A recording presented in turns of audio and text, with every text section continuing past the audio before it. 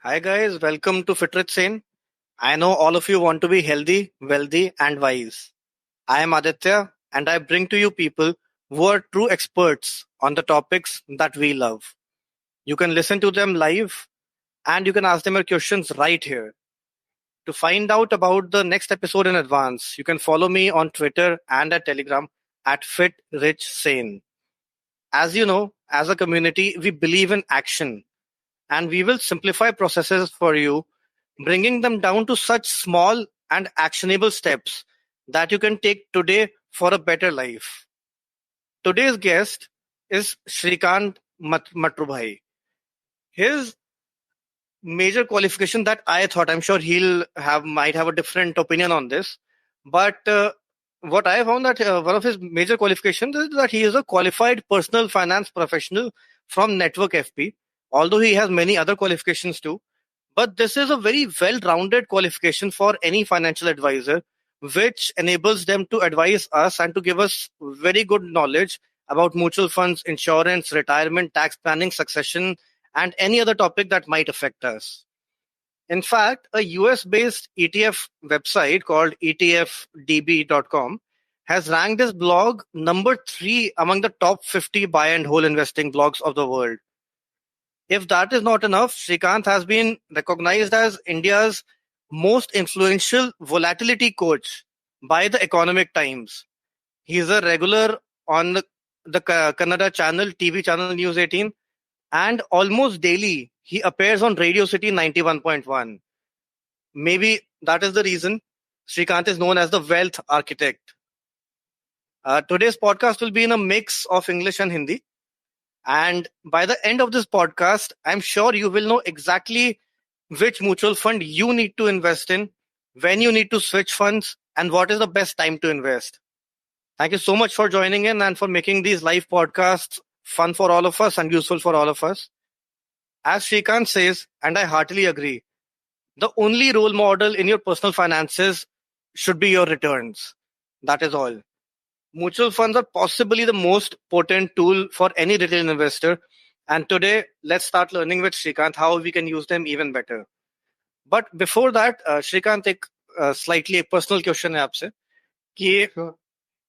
you have written 2 books. आप India times में feature हुए हो, इकोनॉमिक टाइम्स में, बिजनेस स्टैंडर्ड में. बट आपकी पहली बुक का नाम है don't retire rich.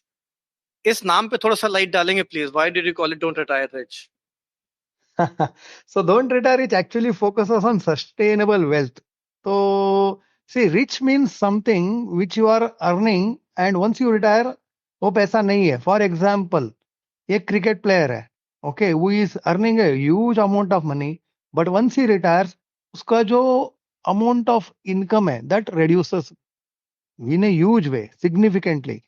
And you will not be able to maintain the same lifestyle which you are maintaining while you are playing actively. Right? Right. Take another example of a film star. जब तक वो hero है, the lifestyle he is managing, the maintaining is absolutely awesome. But once he बूढ़ा हो जाता है, he gets into character roles, daddy का, uncle का, then obviously his lifestyle will go see a downgrade. So that is a rich. What is wealthy? Wealthy is something which even after you retire from active work, still आपका income इतना रहेगा that you don't need to downscale your lifestyle. Just an example, Vijay Mallya. He has lost his business maybe 6, 7 years back. He has gone to US. He doesn't have actually virtually zero income, but still the lifestyle is maintaining. The private jet, the mansion that he has got, that is wealthy. So we need to make sure that we are not just rich, we are wealthy. मतलब हमारा पैसा should earn itself so much that when I retire, my passive income should be more than my active income. That is the target of that don't retire rich. Thank you so much. इस पे I'll share something. In a recent court hearing about Vijay Mallya, जो you won't believe, मतलब हमारे according he has taken funds from here India and run away. बहुत शायद अच्छे lifestyle में नहीं रह रहे होंगे वो, बट बिलीव इट और नॉट उन्होंने मांगा था कि to even sustain myself मुझे कम से कम वीकली 6 लाख रुपीज तो खर्चा करना ही है. So that is wealth when you can reach that level कि आपको लगता है सस्टेन करने के लिए 6 लाख तो मेरे पास है ही है, उसके आगे का लेट्स सी क्या है. Right. So with that, thank you so much for explaining the title of your book. Now let's move to the topic everybody has been waiting for and जिसके लिए सब लोग यहाँ आए हैं, Mm-hmm. about mutual funds. And I Mm-hmm. honestly believe that very few people in the country have that kind of expertise that you have on this topic. So let's start with the basic question, Okay. Shrikant, कि हमारे पास आजकल invest करने के mutual fund में बहुत सारे तरीके हैं. हम अपने Mm-hmm. बैंक के थ्रू कर सकते हैं, जहां से और काफी कॉमनली हमें म्यूचुअल फंड्स सेल किए जाते हैं. Mm-hmm. इनफैक्ट द प्रॉब्लम जो कई बार ये आती है कि जब जिस बैंक में जाओ उसी के बैंक का करस्पॉन्डिंग एएमसी के म्यूचुअल फंड्स थोड़े ज्यादा पुश कर दिए जाते हैं. Although so one option is banks, then और ज्यादातर डिस्काउंट ब्रोकर्स के आसपास ऑप्शन हैं आज, many new age platforms as well as directly with the AMC. तो हमें Right. किस प्लेटफॉर्म से इन्वेस्ट करना चाहिए? That is my first question. So firstly, what you do, suppose you don't know anything about mutual fund, आपको जानते भी नहीं है, but you want to explore. Now that you know कि mutual fund सही है, you want to go ahead. What you do is you invest in all the three options. Direct AMC में जाके भी इन्वेस्ट करो, बैंक से भी जाके इन्वेस्ट करो, एंड एक किसी म्यूचुअल फंड डिस्ट्रीब्यूटर का भी सर्विसेज लो, एंड आरए का भी services low. Go through all the options, go with small amounts. After 6 months, 1 year, 1.5 year, आपको खुद मालूम पड़ेगा कि which is the best option for me, what works best for me, because everything has got its own place in sun. Direct AMC भी अच्छा है, bank से भी गया तो भी ठीक है, म्यूचुअल फंड डिस्ट्रीब्यूटर से गया तो भी ठीक है, आरआई से गया तो भी ठीक है. So everything make sense, but what works for you only you will be able to know. And for that, because सबके लिए मेरा जो, suppose I am a bank, I tell the bank is the best, so I am the AMC, I will tell I am the best. So everyone says he is the best, but for you to know which is the best option is to invest in all the four options, understand which suits you best, and then go ahead full-fledged. I love that answer honestly. अब मेरे according इससे ज्यादा fair और open answer नहीं हो सकता कि there is no best. Try everything and ultimately, again I think this is something जो सिर्फ एक्सपीरियंस से ही आ सकती है. Ultimately you will find out within, as you said, within 1 year और सो, कि क्या बेस्ट आपके लिए है. वो खुद ही पता चलने लगेगा. This is something that can not be explained, but वो जब आप ट्राई करोगे तो एक साइड पे खुद ही पहुंच जाओगे आप.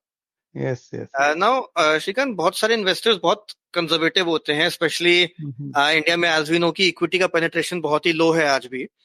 Now that is primarily because investors are very conservative. तो एक कॉमन रिस्क, चलो एक इक्विटी के साथ तो जो रिस्क एसोसिएटेड है वो तो है ही है. Another common risk that people feel is कि मेरा ब्रोकर भाग गया, तो मैंने एचडीएफसी एएमसी के साथ, निपॉन एएमसी के साथ इन्वेस्ट किया, वही भाग गया तो क्या होगा? तो इसका क्या आंसर है कि इस केस में होता क्या है कि लेट से मेरा एचडीएफसी एमसी के साथ कोई एक म्यूचुअल फंड चल रहा है, मैं 20 साल से एसआईपी कर रहा हूँ, बहुत बड़ा फंड हो गया, एंड नाउ वो कंपनी बंद हो गई, एचडीएफसी एमसी बंद हो जाता है कल, तो what happens to my money in that case? So Aditya, actually I started my investments way back 30 years back. Okay, yeah, 30 years back when mutual fund सही नहीं था. तो म्यूचुअल फंड तो आप सही है, म्यूचुअल फंड तभी सही नहीं था. Even then I was investing, because okay. Since then मैं तब से ही मालूम, मुझे जान गया कि mutual fund are one of the safest one. Mutual fund अगर भाग गया तो भी my money is safe, because the money is always handled by custodian. आपने देखा होगा पहले सहारा म्यूचुअल फंड था, अभी नाम ही नहीं है. राइट, लोटस म्यूचुअल फंड था, नाम ही नहीं है. So there are so many mutual funds which were there and you don't even know where they are there. Why money is still safe is because this is managed by a custodian. तो अगर AMC भाग गया no problem, broker भाग गया no problem, because all the assets are segregated and kept aside by a custodian, and it's also regulated by SEBI.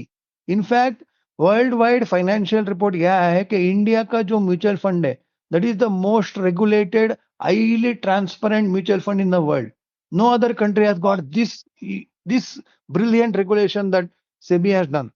तो one more thing, अगर आपको लगता है कि शायद एएमसी भाग जाएगा, if that is the case, why you spread across different AMCs? Okay, so no AMC will run away, and even if the AMC runs away, your money is still safe. But आपको अगर लगता है कि मुझे AMC से डर लगता है, भाग गया, तो you spread across different AMCs. वैसे आपको डाइवर्सिफिकेशन करना ही है, डिफरेंट एएमसी डालना ही है. तो that's the best way, and rest assured your money is very safe. The regulation is very strong in India. No one can run away with your invested money. No one. So basically we can absolutely rest assured कि equity का जो risk है वो एक अलग बात है, but as far as the mutual fund structure is concerned वो हमारा कोई लॉस नहीं है। कल को अगर हमारा एमसी बंद भी हो जाता है तो हमारा पैसा सेफ रहेगा। Yes, yes. Our regulation is much better than even US, the biggest mutual fund industry in the world. Okay, उससे भी बहुत बढ़िया है, उससे भी बहुत रेगुलेशन है. In fact, they are copying our regulations one by one. It is that good in अच्छा, India. वाह। नहीं, I think there is no doubt about it. कई लोग को पता नहीं होगा कि इंटरेस्टिंग बात कि आज से अराउंड 2.5 डेकेड्स पहले, जैसे आज हम रियल एस्टेट प्रॉपर्टी के लिए कहते हैं कि a lot of black money is involved in it, I don't believe stocks में भी ऐसा ही होता था। Yes, बहुत yes, इजी होता था स्टॉक्स में अपना ब्लैक मनी पार्क करना, yes, बट yes. इतने रेगुलेशंस आए हैं उसके बाद से कि now I think at least in my knowledge there is no practical way कि उसको किसी भी तरीके से ब्लैक मनी से मैनिपुलेट किया जा सकता है।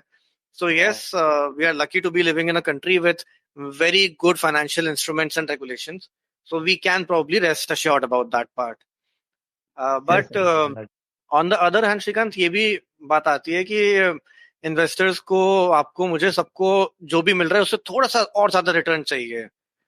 तो you have an experience of over 3 decades in equity, which will guide us here कि I want to know कि नॉर्मली हम हमेशा कहते हैं कि एसआईपी सही है, बट क्या एसआईपी ही हमेशा ब्लाइंडली करना चाहिए, या क्या हम मार्केट वोलेटिलिटी को यूज करके और ज्यादा रिटर्न लेने की कोशिश करनी चाहिए, या किसको करनी चाहिए और किसको एसआईपी से ही हैप्पी रहना चाहिए? हाँ, सो इसके लिए एक आंसर नहीं है, because it also depends on कि आपका रिस्क प्रोफाइल क्या है. ओके, सो सपोज समझो कि आपने वर्स्ट फंड में इन्वेस्ट कर दिया, इंडिया का वर्स्ट इक्विटी फंड है. फॉर एग्जाम्पल, मैं एक्चुअली फंड का नाम भी लेता हूं क्योंकि मैंने ये लिखा था अभी किसी ब्लॉग में, लास्ट ईयर लिखा था, 1 साल पहले, कि इंडिया का वर्स्ट इक्विटी फंड जेएम है. जेएम एक फंड है, JM focus fund. That is one of the worst equity funds. 20 years back किसी ने इन्वेस्ट किया था. For them the returns has been 1.51% CAGR. Oh 1.55, मतलब 20 years बैक किसी ने 1 लाख डाला था. In 20 years, that money has become 1,25,000. 25,000 of improvement in 20 years in an equity fund. मतलब SB अकाउंट से भी कम है. ठीक है. काफी। In spite of that, if someone had invested in SIP in the same worst fund, the returns would have been 12.6%. Oh wow, wow. Okay, so इसका मतलब ये है कि even the worst fund will give you the best returns more than the best debt fund. So debt fund से भी equity fund में SIP return सबसे ज्यादा आता है. एंड इसका मतलब ये भी हुआ कि SIP always make sense. Having said that ये तो वर्स्ट फंड का हुआ. हम बेस्ट फंड का बात नहीं लेंगे. Let us not take the best fund, let us take an average fund. Average fund का रिटर्न हो गया 14.5%. तो 12% कहाँ है, 14.5%. आप समझे कि सिर्फ 2% है, but over a period of 20 big years, the returns would shoot up to more than 1 crore.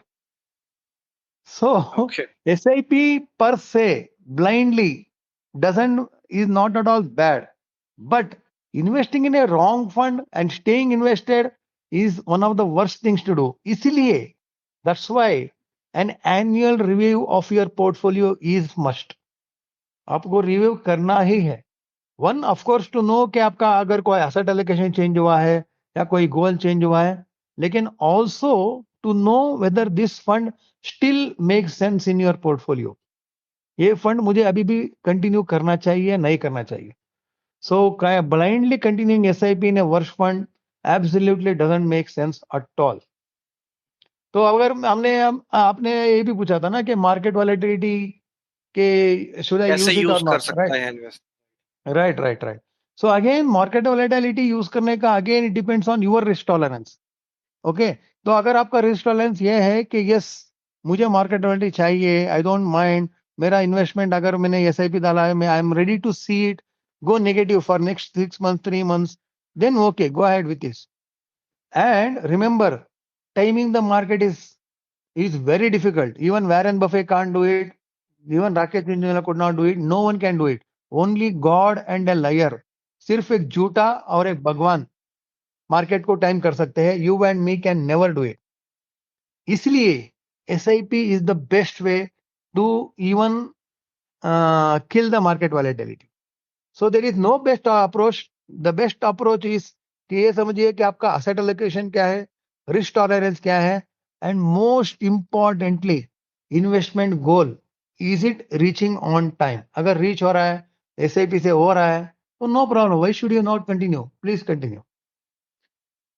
Okay, so it's more about the overall picture, the overall portfolio than थोड़ा सा मार्केट Yes, गिरने yes, पे उसको yes, time yes, करने की yes. कोशिश करना है या बढ़ने पे सेल करने की कोशिश करना Yes, yes, yes.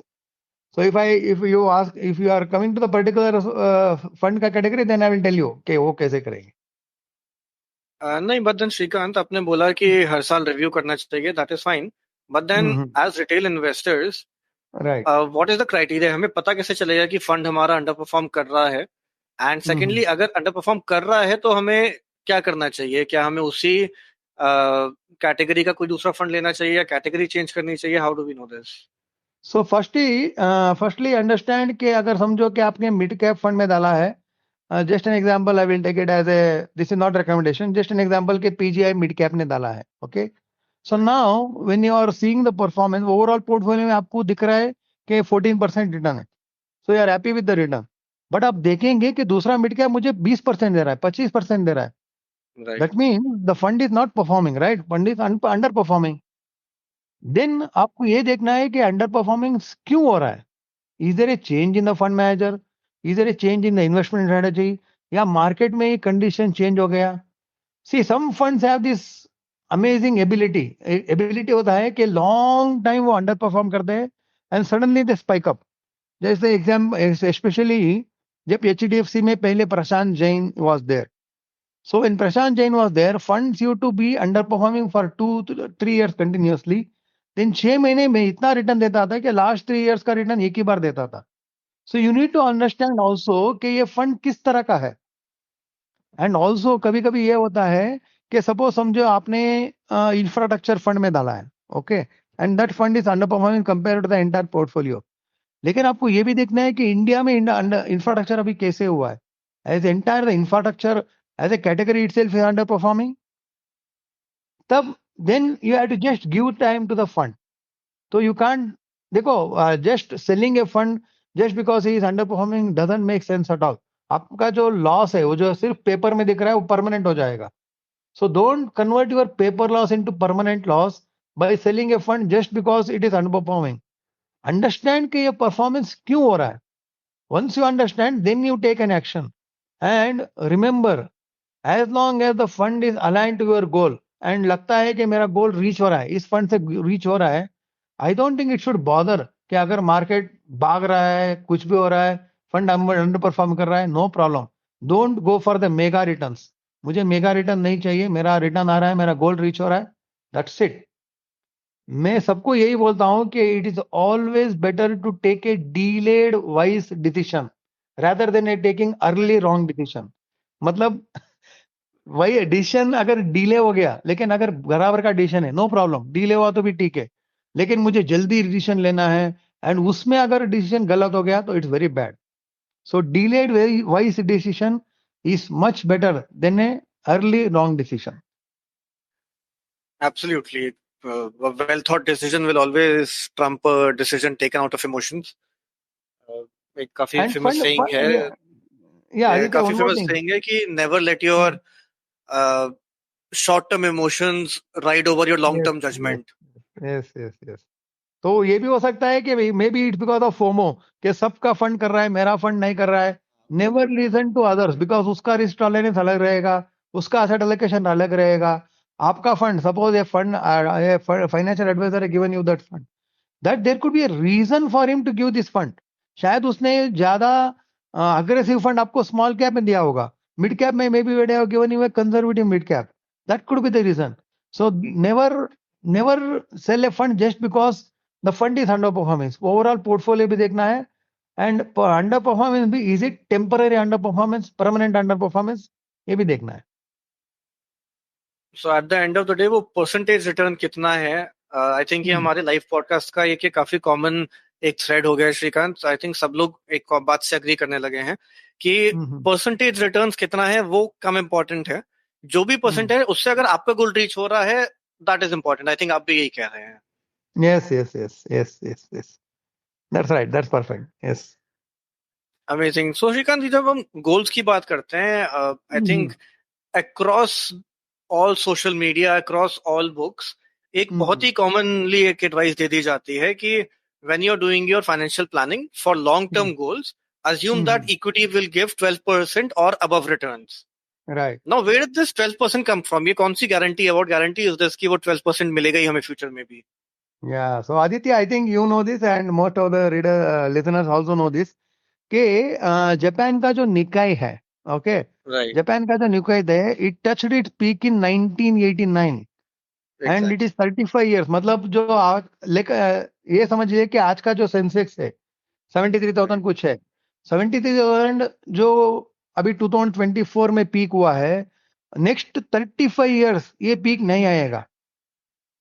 ओके, उस सोच के भी तरह डर का हुआ लगता है। है जापान में, उस तरह का हुआ है जापान में। मतलब someone who has invested, मतलब this generation has seen only negative returns in stock market in Japan. Just imagine the situation. Can this happen to India? India में ऐसा हो सकता है? Maybe like to if से ना हो, नहीं हो सकता, बट हु नोस। तो एक्चुअली नहीं होता है, बिकॉज जापान में जो हुआ था it was of various reason, बहुत रीजन हुआ था, because the markets were nearly 4 times more expensive. Just an example, अगर मैं आज का सेंसेक्स का देखता हूं, it is like Sensex is quoting at 3 lakhs, same EPS, लेकिन Sensex is quoting at 3 lakhs। Just imagine how expensive the okay. Market is. ठीक है, तो वो दैट्स वन पॉइंट। एंड दूसरा पॉइंट ये हो गया कि जापान का जो पॉपुलेशन था, it started becoming older and greying and there were less number of people working. India में तो ऐसा नहीं दिख रहा है। So having said all that apart, ये सब अलग रख के हमने 12% क्यों देते हैं, कि why you tell 12%? Even SEBI जो रेगुलेशन में बोलता है कि you can't tell give returns projection more than 12, मतलब सेबी भी इनडायरेक्टली मानती है कि 12% रिटर्न आ सकता है स्टॉक मार्केट में, right? So let us now see के 12% क्यों आता है। So now when you see anywhere in the world, not just in India, anywhere in the world, stock market return जो होता है normally it is GDP plus inflation होता है। So GDP कितना हो गया, what everyone is telling, even World Bank is telling India GDP will be around 7%, right? Right. And inflation भी हम सामने क्या देख रहा है, व्हेन इवन आरबीआई का data, just forget about the actual real inflation, RBI का डेटा भी क्या बोल रहा है, इन्फ्लेशन अराउंड 6%। मतलब 13% रिटर्न बाई डिफॉल्ट मुझे दिख रहा है, बाई डिफॉल्ट मुझे दिख रहा है। India itself will grow by 13%। अगर 13% स्टॉक मार्केट रिटर्न आ रहा है, तो सेंसेक्स में जो है that is the best 50 companies of India, sorry best 30 companies of India, and Nifty में है जो best 50 companies of India. Obviously the best company will give much more return than the average company, which means stock market का जो return है मुझे 13% से ज्यादा आता है, मतलब सेंसेक्स एंड निफ्टी, right? आना चाहिए। And if the fund manager is good, if the active fund manager is good, he can give much more return than that. So I don't want to take the numbers 14 15% whatever it is, लेकिन 12% of by default दिख रहा है, and it is very sure like it is getting one more। जो thumb rule में normally देखता हूँ across the world, when I check the returns across the world, मैंने ये 101 साल का रिटर्न निकाल के देखा है, 101 years रिटर्न्स अक्रॉस 16 कंट्रीज। मैंने ये देखा है कि the stock market return is always 50% more than the FD returns of that country. Okay, oh wow. मतलब अगर एफडी रिटर्न 7% है, उसका 50% डाल दो, या एफडी परसेंट 8% है, उसका 50% लगा दो, आधा लगा दो, उसका कितना हुआ, 12%। तो by default worst return has always been above 50, 1.5 times more than FD, which is 12% मुझे दिख रहा है। तो काफी अमेजिंग पीस ऑफ डेटा है। दिस इज समथिंग जो मैंने कहीं नहीं पढ़ा आज तक, but then that makes sense. I think now that I think of it, जो डेटा मैंने आज तक देखा है, completely fits with जो आपने बताया, या and that right. shows how much you have researched into this. That's absolutely amazing. Yes. So this data actually is there, which every year JP Morgan gives in its world report. JP Morgan world report निकालता है, and वो 100 साल का data निकालता है, and 100 साल का data जब वो निकालता है, स्टॉक मार्केट रिटर्न निकाल के देता है, So this we find कि across 16 countries, the returns have been always 1.5 times more than the FD. Amazing. So India is obviously a growing country, growing economy and growing stock market. तो यहाँ तो उससे ज्यादा आना ही चाहिए. So इन सारी चीजों को मिला के we can be fairly assured कि 12% we will mostly probably end up getting in the long run. Yes. But Shrikant, so जैसे जापान में ये हुआ तो and in any case one common factor is diversification into different asset classes. Yes. So now the beauty of mutual funds is कि ये चीज हम लोग कई बार mutual funds को हम लोग automatically equity mutual funds ही assume कर लेते हैं, which is not the case. Mutual funds can be equity, debt, gold, real estate, and so many things. Right. Now, one thing I want your opinion on, Shrikant, कि India का I think सबसे popular, famous and most एक तरह से कहना चाहिए self esteem boosting जो investment है, दैट इज रियल एस्टेट. लोग का एक इमोशनल प्लस फाइनेंशियल इन्वेस्टमेंट होता है वो. Yes. So according to you, purely from a financial perspective, हम लोग अभी इमोशंस की बात नहीं करते हैं, purely from a financial perspective, कि क्या हमें रियल एस्टेट में इन्वेस्ट करना चाहिए या नहीं, और अगर करना चाहिए तो क्या बहुत सारा पैसा इकट्ठा करके प्रॉपर्टी खरीदनी चाहिए या REITs आर गुड इनफ? तो जस्ट लाइक लेडीज के लिए गोल्ड बहुत अट्रैक्टिव है, दिल से डिसीजन लेते हैं, वैसे ही जेंट्स मेल से दे फॉर देम जब रियल एस्टेट होता है तो दिल से डिसीजन लेते हैं, नेवर फ्रॉम दिमाग. एंड मैंने 30 साल का एक्सपीरियंस देखा हूँ. तो ऑब्वियसली फिजिकल रियल एस्टेट जो होता है उसका ओन अट्रैक्शन है कि I can touch that, I can see that, I can feel that. लेकिन रीड्स क्या है, वो तो पेपर में है, सो नहीं होता. It will take its own sweet time for people to understand the real power of REIT. REIT में क्या है, the investment is very easy, बहुत लिक्विड है, बहुत इजी है. And when I want to sell, I can sell easily. अगर मुझे actual real estate लेना है तो एटलीस्ट आई नीड वर्ष के 10 लाख तो मुझे चाहिए. I need at least 10 lakh. Here I can invest with just say 5,000 rupees, just 5,000 में मुझे इन्वेस्ट कर सकता हूं मैं. एंड फिजिकल रियल एस्टेट में when I want to sell, मैं जो बोलता हूँ रेट अलग होता है, एंड बाकी का जो बायर है 10 बायर अलग अलग रेट बोलेंगे, राइट? तो इफ आई टेल से 1 crore, one person may sell at, ask me at 50 lakhs, another may ask me at 90 lakhs, because it all depends on perception. There is no scientific way to find a value, intrinsic value. लेकिन रीट में the rate is always more or less fixed, right? Most importantly, एक छोटा सा anecdote इस बात पे Shrikant I would like to give. yes, please.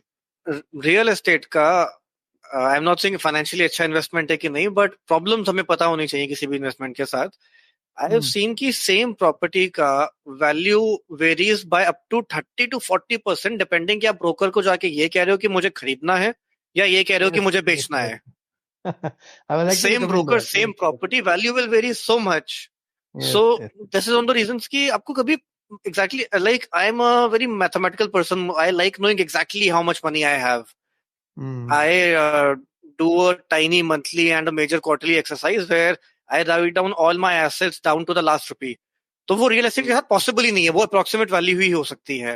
And now this is something जो personally मेरी प्रॉब्लम है. मैं नहीं कह रहा कि सबके साथ ही होनी चाहिए, but these are things, liquidity and these are issues that we should know when we are investing in anything. Please continue. That's right. So one more thing in real estate is with just say 5,000 rupees or 10,000 rupees, I am getting exposure to 30-40 properties across India, and not just one city. This is across India. आपने देखा होगा Embassy real estate, Mindspace real estate, Nexus, Brookfield जो है. In this I can invest through demat. I can buy even 1 unit just 250 rupees में मुझे Brookfield मिल जाएगा. And with that I will get access to so many properties across India. Most importantly वहां जो rental income आता है, I don't need to manage that.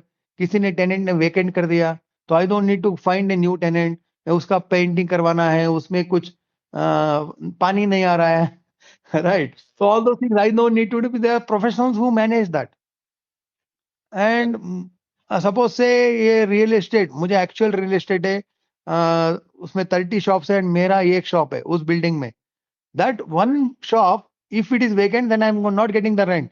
लेकिन REITs में whether my particular portion of REIT is vacant or not, I am still getting the rent because it is spread across.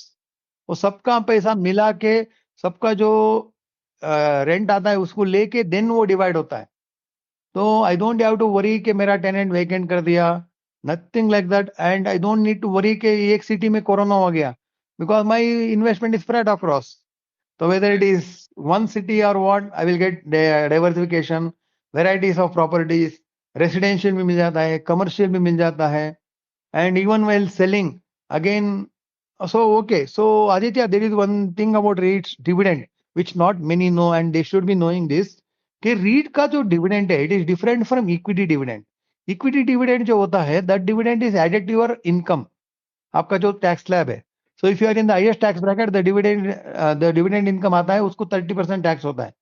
रीट्स में, remember, in REITs there are 4 REITs, of that only 1 REIT dividend उसको taxation नहीं है. Okay, so you go and do the research of which REIT it is. Okay, तो बाकी का जो 3 रीट है उसका डिविडेंड जो आता है, that is added to my tax slab. But एक रीट है where when I get the dividend, I don't need to pay the tax because the company has already paid the tax. You go and check the research, check this. ये 3-4 REITs में एक ऐसा है.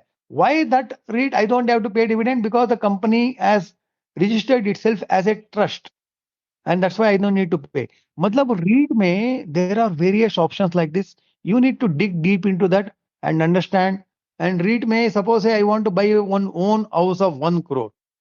तो मैं कहाँ डालूं? बिकॉज रीट का जो एग्जैक्ट मिरर है, एग्जैक्ट जो अल्टरनेटिव है, sorry, actual physical real estate का जो एग्जैक्ट अल्टरनेटिव है वो रीट्स है.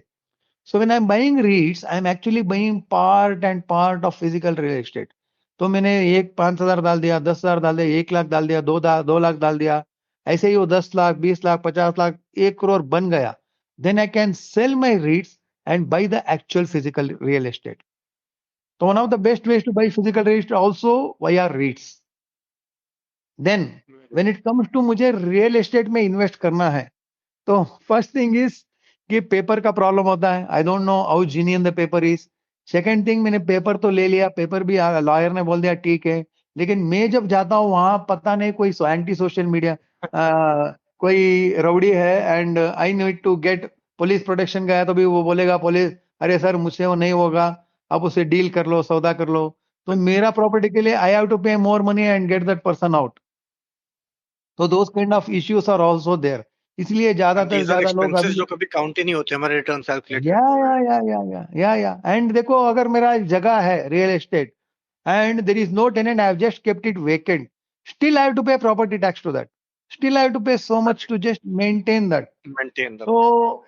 So you, when it comes to investment, जब इन्वेस्टमेंट का बात आता है, ऑलवेज थिंक विद योर दिमाग, always think with your head, never think with your heart.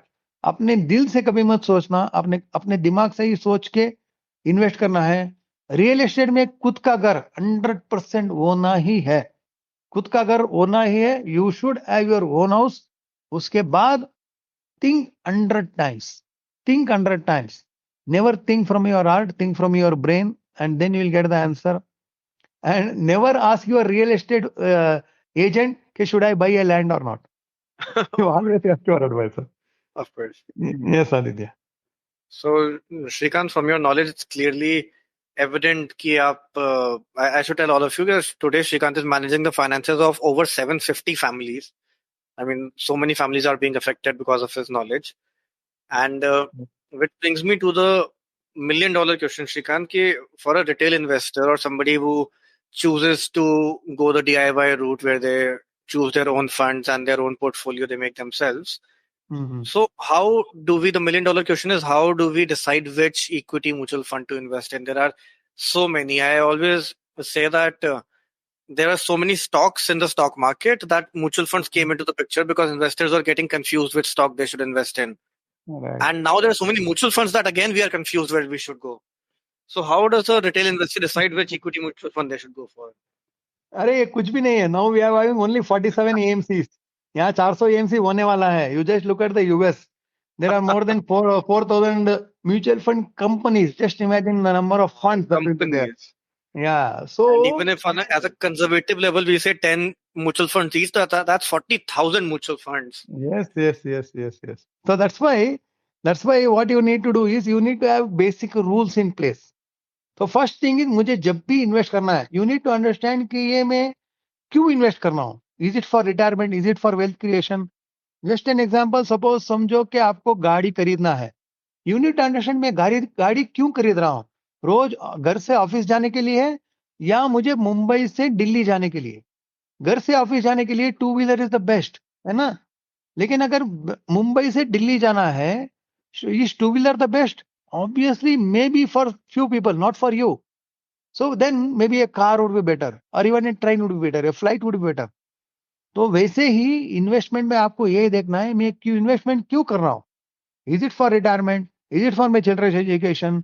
Is it for my next years car renewal? मुझे नया कार लेना है अगले साल, उसके लिए है क्या. सो वंस यू नो कि मुझे क्यों इन्वेस्ट करना है, then you need to know कि मेरा रिस्क कितना है. कि अगर समझो कि मुझे एक साल का, अभी मुझे मालूम पड़ गया कि मेरा इन्वेस्टमेंट एक साल के लिए है.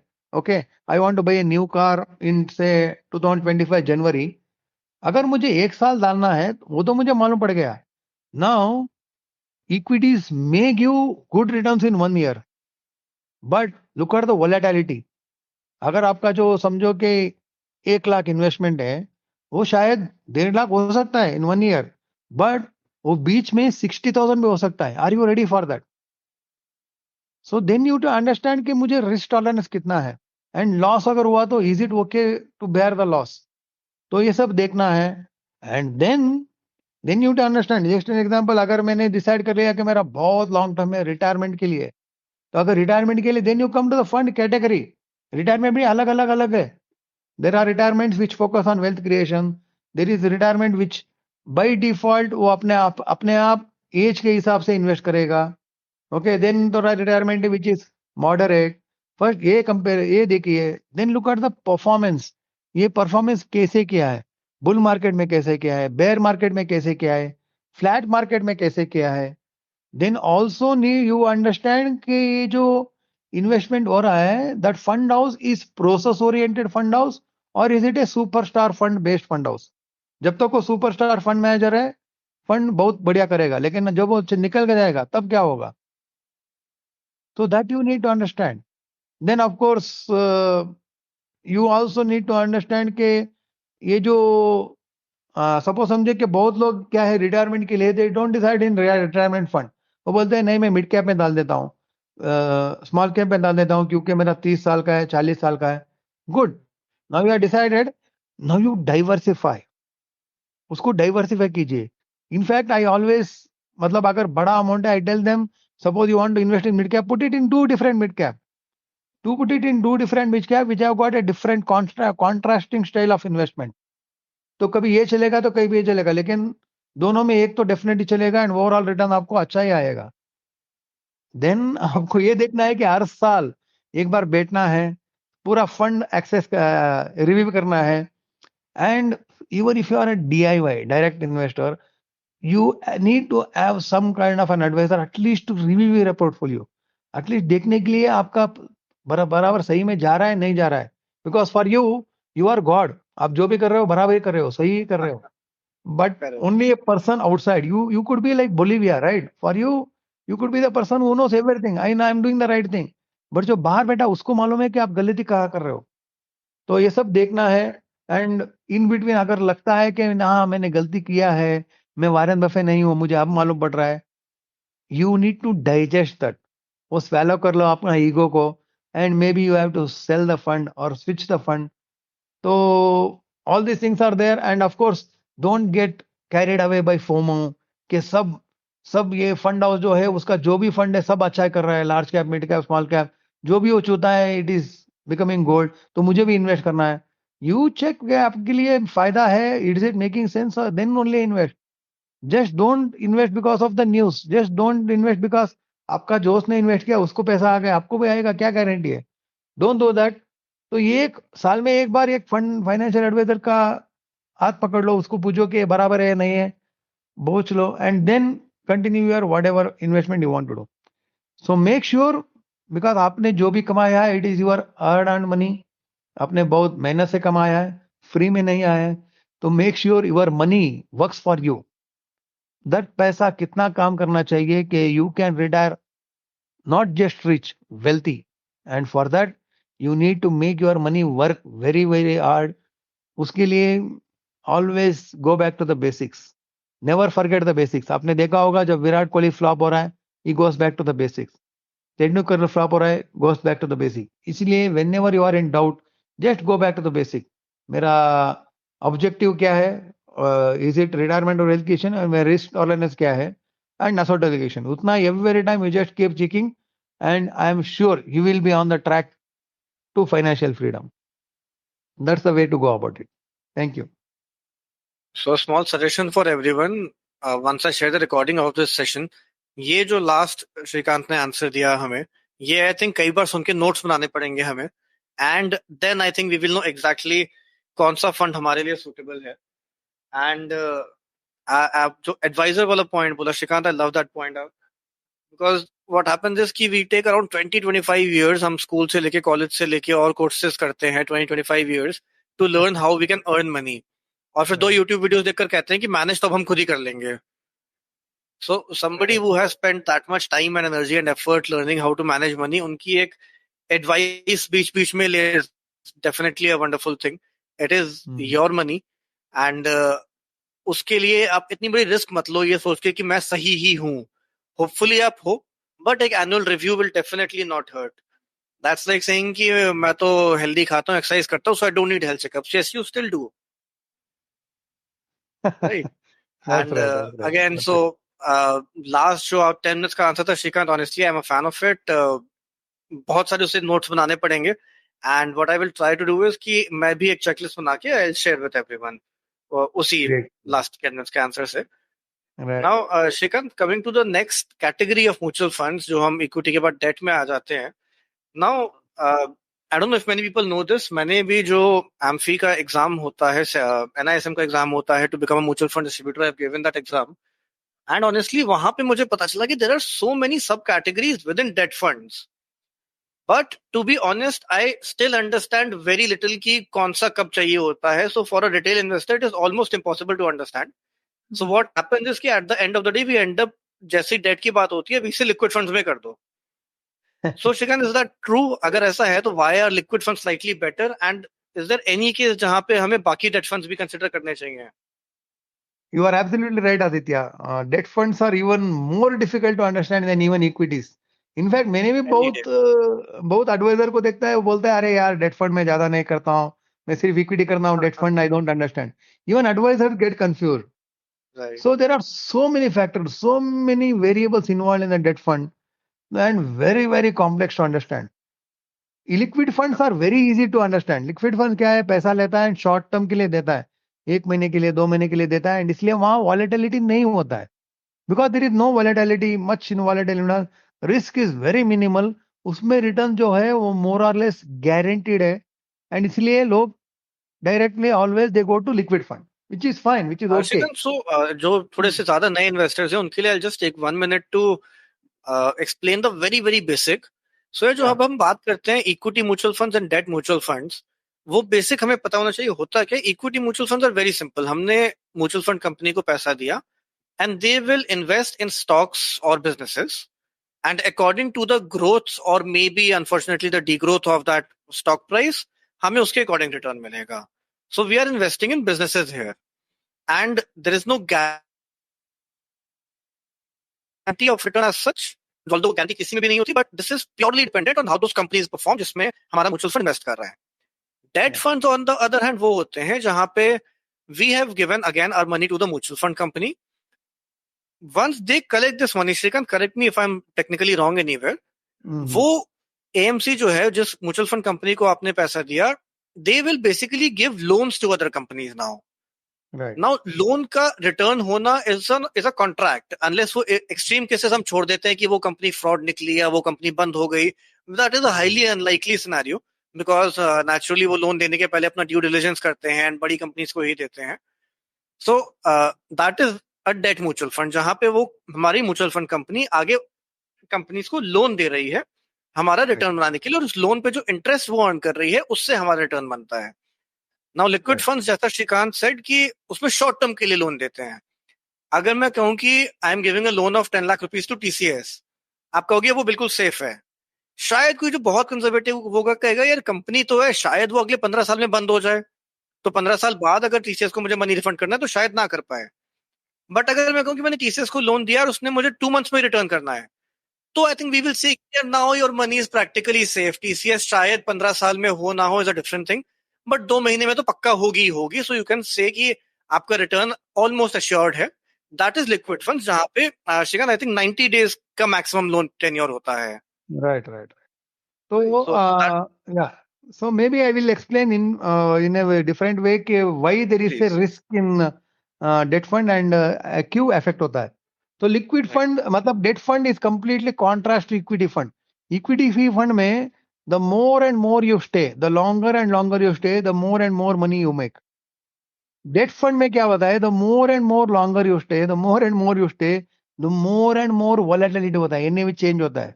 I will give an example. Suppose समझो कि आपके पास 1 लाख रुपीस है and you invested in a Birla debt fund.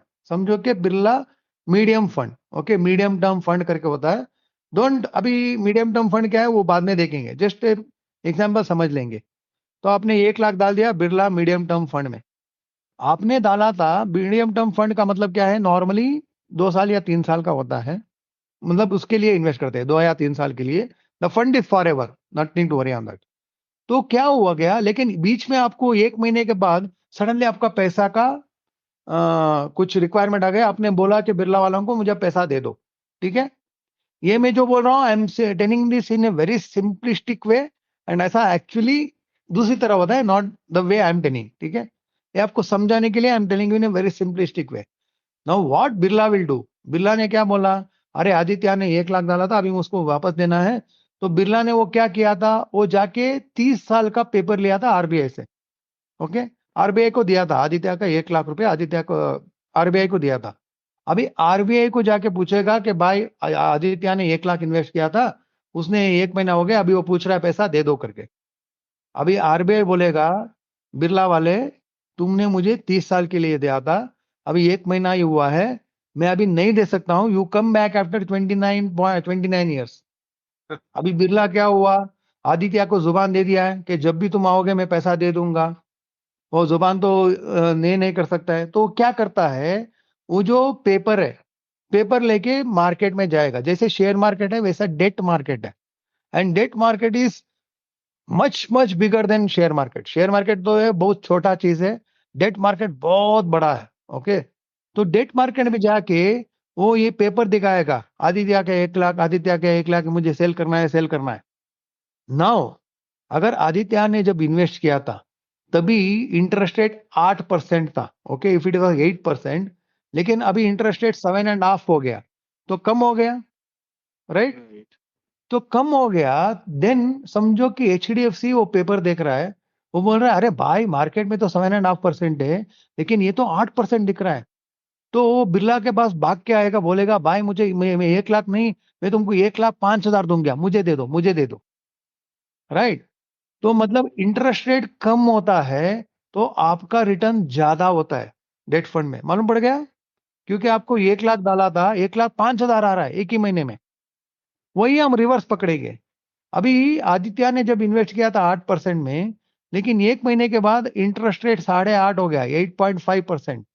अभी जब बिरला सेल करने जाएगा तो मार्केट में 8%, 7.5% चल रहा है. ठीक है, सॉरी 8.5% चल रहा है, एंड बिरला का पेपर 8% है. तो एचडीएफसी वाला बोलेगा कि in the market return is 8.5%, लेकिन आपका पेपर तो 8% है, वही शुड आई गिव 8%. मैं 1 लाख नहीं दे सकता हूं, I will give 95,000. Is it okay with you? तो अभी डील होगा, राइट? अभी आदित्य को प्रॉफिट आया, लॉस हुआ, that depends on the interest rate, ये अलग चीज है. लेकिन समझो कि आपने इन्वेस्ट किया है वही फंड में जो आदित्य इन्वेस्ट किया है. Just because Aditya sold, next day जो एनएवी है वो चेंज होगा. एंड एनएवी अगर समझो कि इंटरेस्ट रेट 8.5 हुआ, 1 लाख का 95,000 में सेल हुआ है, तो एनएवी जो समझो कि 11 रुपया है वो 10.8 दिखेगा. And in spite of Right. Being a debt fund loss दिखेगा, मतलब आपका Right. पैसा लॉस दिखेगा, राइट?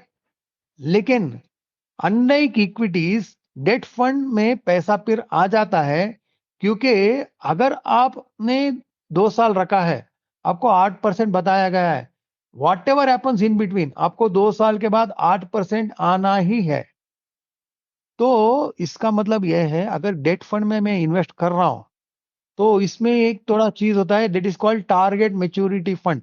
मुझे 2026 में पैसा चाहिए, तो डेट फंड में भी ऐसा फंड होता है जो 2026 में मेच्योर होता है, उसमें डाल दीजिए। ओके 2026 का है, जो भी आपका डेट है, मतलब आपको गारंटी चाहिए, गारंटी है कि मुझे तब चाहिए, यू कैन डू दैट। या there are some funds called modified duration fund. मतलब मैं बोल रहा हूँ ना, debt funds are so much complex, तो बहुत एडवाइजरों को मालूम पड़ेगा। अगर मैं आपको बोलूंगा लो है, तो पूरा दिन निकल जाएगा। तो डेट फंड में always take an help of adviser, या फिर जैसे आदित्य बोलता है, just invest in liquid fund. लेकिन डेट फंड में अगर बराबर खेलेंगे तो बहुत पैसा आएगा, but I don't want to take risk in debt fund. I always take ready to take risk in equity fund, क्योंकि इक्विटी फंड में पैसा आ जाता है। इक्विटी फंड में रिटर्न ज्यादा आने का चांस है, डेट फंड में आपका कैपिटल ही जाने का चांस है। So don't play in debt fund, stay safe in debt fund. Debt fund safety के लिए, तो डेट फंड में सेफ्टी के लिए डालिए। अगर आपको वेल्थ क्रिएशन करना है, तो equity is the best route. ये सारी थे। अमेजिंग। नहीं, I really like your last line कि डेट में रिस्क लेना ही नहीं है, आपका यस। पर्पस क्लियर होना चाहिए। फॉर अ लॉन्ग टर्म आप वोलेटिलिटी की रिस्क ले रहे हो, that is fine, but debt में टिपिकली आप वही पैसा डालोगे that you want to be more sure about. ना उसमें आपको शायद 0.5% एक्स्ट्रा आ जाए, उसके लिए risk low, that is probably not worth it, yes because ये यस आपका सेफ पैसा होना चाहिए था। Yes yes yes yes, So, perfect. Srikanth, we talked about equity funds, we talked about debt funds, and उसके पहले हमने बात किया कि एक एनुअल रिव्यू जरूर हमें एक थर्ड पर्सन से लेना चाहिए। Right. Now, for the last over 25, 23 years, I think you have been advising people on their finances. Now, just for a few minutes, step into the shoes of an investor. Now, as an investor, चाहे मैं एक adviser के पास जाता हूँ, चाहे वो adviser mutual fund distributor हो, चाहे वो आरआई हो, चाहे कोई भी हो। Now how do I make sure कि एक, टू बी ऑनेस्ट, काफी कॉमन कंप्लेन होती है इन्वेस्टर्स की कि मैंने एक म्यूचुअल फंड डिस्ट्रीब्यूटर के साथ पैसा इन्वेस्ट किया था, वो एसआईपी तो आज भी चल रही है, but for the last 20 years I haven't even seen the guy, I have never talk to the guy. तो as an investor how do I make sure कि जो मैं पेमेंट कर रहा हूँ एक एडवाइजर को, उसका रियली मुझे वर्थ मिले? How do I make sure कि वो मैक्सिमम वैल्यू मैं उस पैसे की निकाल पाऊं? Right. So, Aditya, even though being in equities for 30 years and being advising दूसरों को for 23 years, I do have my own advisor. मेरा खुद का भी advisor है. Really? Really? Because Unbelievable. I don't know what mistake I am making, so I got an advisor. I got my own advisor. So, Amazing. the best way to know कि आपका advisor सही कर रहा है, नहीं कर रहा है, तो one of the things is always skin in the game. मतलब आपको आगे कोई फंड वो बोल रहा है, just check whether he is investing in that. अगर समझो कि उसका एसेट एलोकेशन रिस्क प्रोफाइल अलग है, तो that doesn't matter.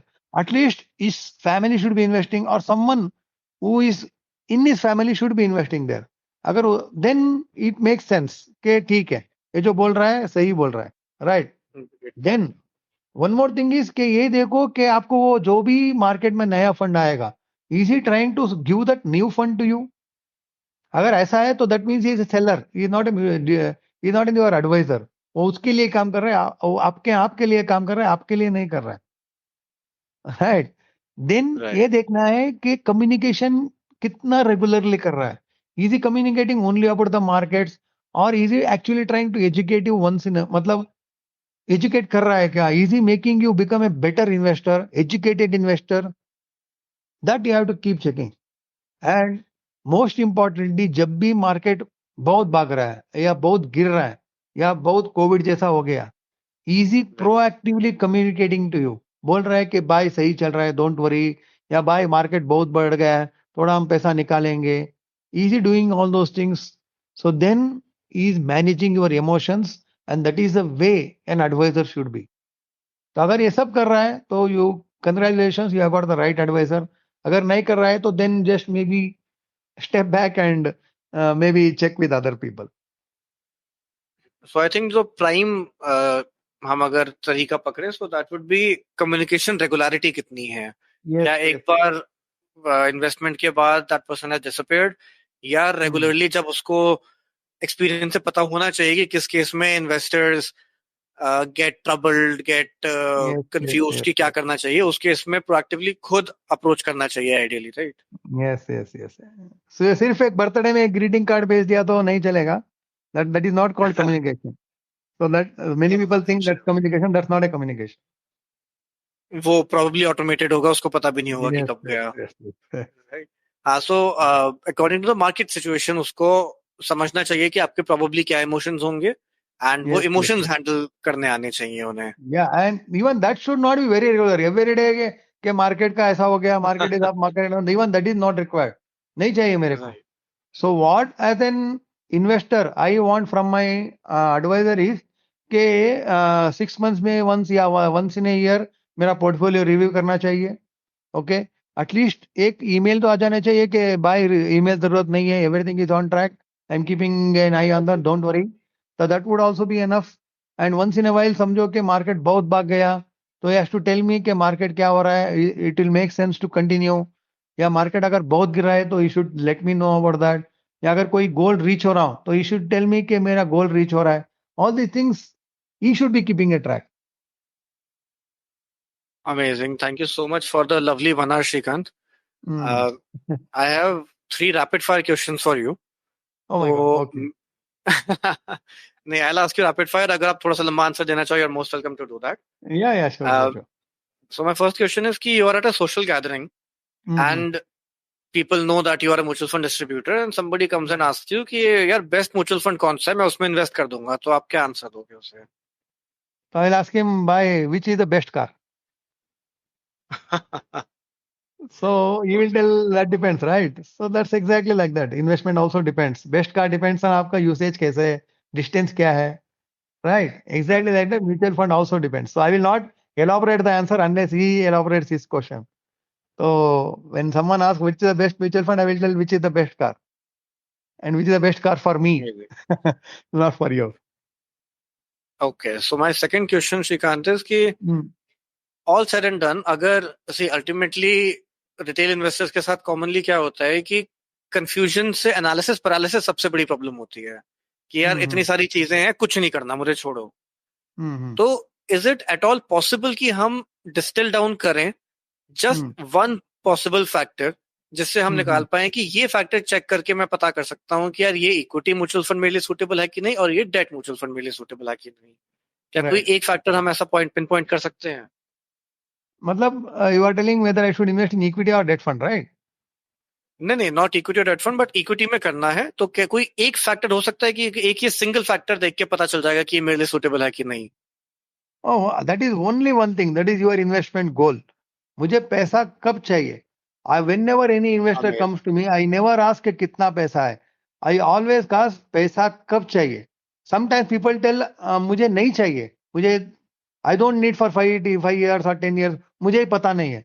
Then I always tell them मुझे पैसा 100% कितना दिन के लिए नहीं चाहिए. मैं टच नहीं करूंगा. राइट। ओके, तो मतलब मैं 3 साल 100% टच नहीं करूंगा, देन आई विल नो कि 3 साल तो मिनिमम है, शायद 10 साल 15 साल भी हो सकता है। तो lot of people they them से दे नो के पैसा कब चाहिए, हाँ, कब चाहिए होगा, करेक्ट। कब चाहिए, दे देम से नो नो। तो देन यू शुड टेल के मुझे कितना साल तक पैसा डेफिनेटली नहीं चाहिए, कितना साल तक पैसा डेफिनेटली नहीं चाहिए, दैट विल डिसाइड आपका पैसा कहाँ जाना चाहिए। डेट में जाना चाहिए, इक्विटी में जाना चाहिए, बैलेंस फंड में जाना चाहिए, that will decide where the money should go. Once that comes, amazing, then it's very easy. Got it. Yeah, and शिकन, my third rapid fire question is कि we all love stories, right. And coming to your second book, जो आपकी second book है wow wealth of wisdom, Mm-hmm. I know कि it is based on wealth lessons from stories from our own scriptures. Yes, yes, So yes. we would love to hear your favorite story from that book from you. Okay. Of course, ये father के लिए सब बच्चे close ही होते हैं, so you can't think about कि ये बच्चा क्लोज है. So there is no story ji which is भाई। very close to me. But maybe in very short अगर मैं बोलना चाहता हूँ तो कृष्ण और बलराम है ना, तो बलराम, राइट? तो all of you know Mahabharat, Mahabharat में कृष्ण भगवान जी थे, उनका ब्रदर जो है बलराम है। तो बलराम का पत्नी जो है रेवती, उनका स्टोरी है which is very relevant for our investment. तो रेवती जो थी, she was very beautiful girl, मतलब बहुत ब्यूटीफुल थी। उनका फादर जो था वो काकादुमा करके है, रिच, वेरी वेली वेल्थी किंग। तो he went in search of अच्छा दामाद। तो he went across the world, तीनों पृथ्वी पाताल आकाश लोग सब घूम के आ गए। उनको कोई भी ऐसा नहीं लगा कि ये मेरा लिए बराबर का दामाद है, ये रेवती के लिए सही वर है। तो उनको बहुत ये निराशा हो गया एंड उन्होंने ब्रह्मदेव के पास गए, राइट। तो जब ब्रह्मदेव के पास गए, देन ये सॉ के सरस्वती जी वीणा वीणा प्ले कर रही थी। तो he waited for few seconds and बाद में ब्रह्मदेव जी ने भी आंख खोल के देखा कि ये आए हैं, रेवती के जो पिताजी है, फादर है, वो आए हैं। तो उन्होंने पूछा कि तुम यहाँ कब आए? तो उन्होंने बोला कि मैं अभी 2 क्षण पहले आया था, जब ये चल रहा था। तो ब्रह्मदेव ने बोला, अरे 2 क्षण, आपको मालूम नहीं है ये जो ब्रह्मलोक है, ब्रह्मलोक में 2 क्षण का मतलब 2 युग है। तो वो बोलता है कि मैं दामाद ढूंढने के लिए आया, अभी 2 युग हो गया तो मुझे दामाद ही नहीं मिलेगा। आपने मुझे क्या, मेरे बेटी के लिए क्या लिखा है? What is the fate that you have written for my daughter? Then Brahma ji बोलते हैं, मैंने वर लिखा है, ऐसा नहीं है कि वर नहीं लिखा है, अभी तुम जाओ, अभी द्वापर युग चल रहा है। तो जब वो पृथ्वी पर आते हैं तो द्वापर युग चल रहा है एंड वो देखते हैं कि लोग जो थे, इंसान जो है, तो थोड़े पतले हो गए, थोड़ा छोटे हो गए and they are become much more Okay. Weaker than उस युग के। You can just imagine, right. Right. तो ही फील्स, अगर मेरा युग में ही जो उस तरह का जो स्ट्रांग मैन थे तभी मुझे दामाद नहीं मिला, तो अभी क्या मिलेगा? अब कैसे ब्रह्मदेव मिलेगा? ने शायद मुझे तसल्ली के लिए बोले है। तो they feel really bad and वो they go to a forest, forest में चले जाते हैं। तो एक दिन कृष्ण भगवान और बलराम एक असुर के पीछे आते हैं, भागते भागते वो असुर के पीछे आते हैं एंड वो फॉरेस्ट के अंदर जाते हैं। तो फॉरेस्ट के अंदर जब जाते हैं तो असुर को मारते हैं। उनको पानी चाहिए तो कृष्ण एक जगह जाता है, बलराम एक जगह जाता है। तो बलराम एक जगह जाता है, तब वो रेवती को देखता है। देन कृष्ण बलराम जी भी वो है ना, दो he is also very strong, very tall and for Dvapar yuga he is very very tall in structure. तो वो भी देखते हैं कि he feels Revati is the right girl for me and उन दोनों का मिलन होता है, शादी होता है। So this is the story of Balram and Revati, right. तो इससे Never heard of this investment before. का, या इसका इन्वेस्टमेंट के क्या रिलेशन है? तो इसको मैंने इन्वेस्टमेंट के रिलेट किया है कि नंबर 1, जैसे काकादुमा राजा तो जो था, रेवती के लिए अच्छा वर ढूंढ रहा था, like that don't wait for the right investment, you may not get. Don't wait for the right fund, you may not get. Start investment, start तो कर दो, बाद में देखेंगे। ओके, एटलीस्ट स्टार्ट तो कर सकते, घर से बाहर तो आ जाओ। जब देखेंगे कि आप पुणे जा रहे हो या दिल्ली जा रहे हो, you can always change directions, Right. Right. That's the first thing. Second thing, Revati के लिए ब्रह्म जी ने लिखा था कि 2 युग के बाद तुमको मिल जाएगा, शायद आपको जिंदगी भर नहीं मिलेगा, जिंदगी भर बेस्ट फंड नहीं मिलेगा, जिंदगी भर बेस्ट स्टॉक नहीं मिलेगा, जिंदगी भर बेस्ट इन्वेस्टमेंट स्ट्रैटेजी नहीं मिलेगा। तो don't keep waiting for the best fund, best time, you never know when it will come. Best time भी नहीं आ सकता है, बेस्ट फंड भी नहीं आ सकता है, बेस्ट स्ट्रेटेजी भी नहीं हो सकता है, because it's an evergreen process. कल जो बेस्ट था वो परसों दूसरा और हो जाएगा। 2 दिन पहले जो बेस्ट इन्वेस्टमेंट था, बेस्ट स्ट्रेटेजी था, वो कल दूसरा और हो जाएगा। So don't keep waiting, what you have invested could well become the best one. So just start and go ahead. You will reach your goal. Don't wait for the best time and best fund. Go ahead. बस वही story है। शिकान, I think इससे आपका passion दिखता है towards the financial markets and financial advisory, कि इस story में से आप इतना अच्छा लेसन लेकर आए हमारे लिए, जो शायद कोई इतना पैशनेट ना हो तो वो इस एंगल से देख ही ना पाए। But because your all I guess your always looking for ways to explain to your clients also and to other investors also कि कैसे आप अपने इन्वेस्टमेंट्स के बारे में सोचें, because ultimately emotional management is a very important part of your financial returns. तो Yes, शायद वो yes. पैशन है जिस वजह से आप ये स्टोरी में वो लेसन हमारे लिए लेकर आए। Thank you so much for that. And Thank you with very that much. Sikandar, last 2 questions for today. ये 2 क्वेश्चंस हमारे हैं जो हमारे हर गेस्ट के लिए कॉमन होते हैं, last 2। So Mhm. The first is, as we discussed in the beginning, मैंने आपको बताया था कि as a community fit rich Sen हम लोग बिलीव करते हैं एक्शन लेने में. वी बिलीव कि नॉलेज ज्ञान बहुत सारा है दुनिया में, बट जब तक हम उस पे, एज यू ऑल्सो सेड, कि वो स्टार्ट करो इन्वेस्टमेंट, तो जब तक हम वो एक्शन नहीं लेते हैं उस बात का, उस नॉलेज का इम्पोर्टेंस थोड़ा कम हो जाता है. सो टुडे श्रीकांत, जो लोग हमें अभी लाइव सुन रहे हैं, just suggest one small action step जो वो आज, अभी उनके शायद सोने में 1 2 3 घंटे बचे हों, जो वो आज एक छोटा सा स्टेप ले पाए अपनी वेल्दी लाइफ में पहुंचने के लिए. So first thing is track your expenses. One, Right. track your expenses. Two, spend lesser than what you are spending right now. And three, most important, ये underline करना है, invest the difference, invest the rest. जब आप invest करेंगे, only then you will become rich. Just saving and keeping it aside will never make you rich. In fact, we don't even want to be rich. We want to be wealthy, right? तो अगर wealthy होना है तो first rich होना है, rich होना है तो इन्वेस्ट करना है, इन्वेस्ट होना है तो सेव करना है, अगर सेव करना है तो मुझे एक्सपेंसेस ट्रैक करना है. So for that the first thing is track your expenses, then save, then invest. वो सब बाद में आएगा. So first thing is track your expense. That's the number one thing that you have to do. So I hope all of you start following these steps right from today, because ultimately I'm very happy that all of you have joined live today. But जब तक आप वो action नहीं लोगे ना, आपको result नहीं मिलेगा और हम लोग को शायद उतनी हैप्पीनेस नहीं मिलेगी. So please do that.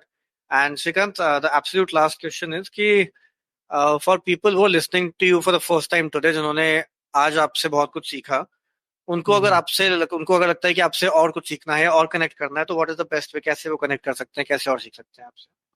So Amkur, I am very active on Twitter, LinkedIn. Not much on YouTube. YouTube में तो कभी कभी आता हूँ. I don't. I would prefer Twitter and LinkedIn. That would be a good way to. Of course, if you just to listen to me, good. But if it is to learning, then I think Fitrich Sen is much better teacher than me. Wow, yeah, that's an amazing compliment here. Thank you so much. Thank you so very much for saying that. Amazing. And thank you so much. Sana ma'am ने आपका LinkedIn profile already हमारे group पे डाल दिया है. So if anybody is interested, आप वहाँ check कर सकते हैं. So Shrikant, thank you so much for spending the hour with us.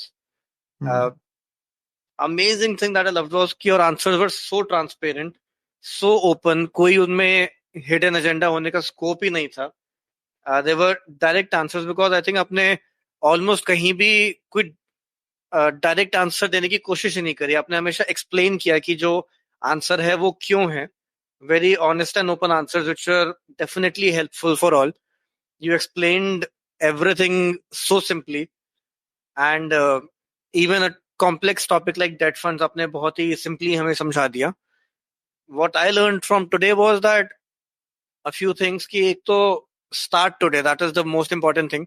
Don't keep waiting कि मैं जब वो सीख जाऊंगा और जब मार्केट वैसा होगा और जब मुझे वो मिल जाएगा और जब वो भी पता चल जाएगा तब स्टार्ट करूंगा. Start today, start investing today. उसी से आपको अल्टीमेटली पता चलेगा what is your investing style, whether, जैसा हमने फर्स्ट फ्यू क्वेश्चंस में डिस्कस किया था, कि आप किस प्लेटफॉर्म के साथ इन्वेस्ट करने में कंफर्टेबल होगे, कैसी इन्वेस्टमेंट से कंफर्टेबल होगे. Start today. डेट के लिए हमने सीखा कि आइडियली आपको रिस्क लेना नहीं चाहिए बहुत ज्यादा डेट में. We can stick to liquid funds. We also learn अपना एडवाइजर कैसे पता करें कि वो अच्छा है कि नहीं है. I think that was a very important takeaway, because last कई लाइव पॉडकास्ट में Srikanth we have discuss this कि एक ना एक साउंडिंग बोर्ड जिसे हम कहते हैं, कि हमें कितना भी आता है बट एक सामने से किसी को एक साउंडिंग बोर्ड चाहिए होता है कि यार ये मैं कर रहा हूँ, सही कर रहा हूँ. छोटी छोटी चीजें हमेशा गलतियां निकल कर आती हैं जिससे हमारे ओवरऑल रिटर्न पे शायद बहुत ज्यादा फर्क पड़ सकता है. So thank you so much for all of this, and as always, follow us on FitRichSane on Twitter and on Telegram for daily actionable tips and many more such enlightening conversations.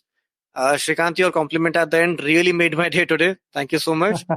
And Aditya, first of all, I should say I am honored to be here, because I know the subscribers here, I know the followers here who are so knowledgeable.